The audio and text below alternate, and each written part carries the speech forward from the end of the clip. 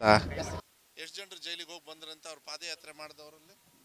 ಅದಕ್ಕೆ ಹೇಳಿದ್ದು ನಮ್ಮ ಲೆಕ್ಕ ಕೇಳ್ಬೇಕಾದ್ರೆ ಅವ್ರ ತಟ್ಟೆಯಲ್ಲಿ ಏನು ಹೆಗಣ ಸೊಪ್ಕೊಳ್ತಾ ನಾರ್ತಾ ಇದೆ ಅನ್ನೋದು ನೋಡಲಿ.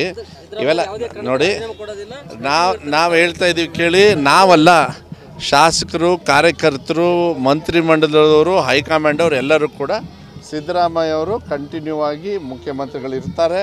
ಏನು ಕೆಲಸ ಕಾರ್ಯಗಳನ್ನು ಆಗ್ತವೆ. ಲೀಗಲ್ ಆಪ್ಷನ್ಸ್ ತುಂಬ ಇದೆ. ನ್ಯಾಯಾಲಯಕ್ಕೆ ಒಂದು ಕಡೆ ಗೌರವ ಕೊಡ್ತಕ್ಕಂಥದ್ದು ಕೆಲಸ.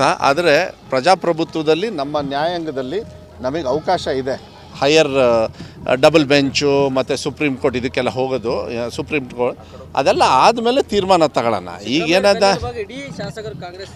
ಕಾರ್ಯಕರ್ತರು ಸತ್ಯವಾಗ್ಲೂ ಹೇಳ್ಬೇಕಂದ್ರೆ ಇಡೀ ರಾಜ್ಯದಲ್ಲಿರ್ತಕ್ಕಂಥ ಯಾರ್ಯಾರು ಫಲಾನುಭವಿಗಳಿದ್ದಾರೆ ಗ್ಯಾರಂಟಿಗಳು ಅವರೆಲ್ಲರೂ ಅವ್ರ ಜೊತೆ ಗ್ಯಾರಂಟಿಯಾಗಿದ್ದಾರೆ. ಇದ್ರ ಬಗ್ಗೆ ಏನು ಜಾಸ್ತಿ ತಲೆ ಕೆಡಿಸ್ಕೊಳ್ಳೋದು ಬೇಡ. ಹಾಂ, ಆರೋಪ ಅಲ್ಲ ಒಂದು ನಿಮಿಷ.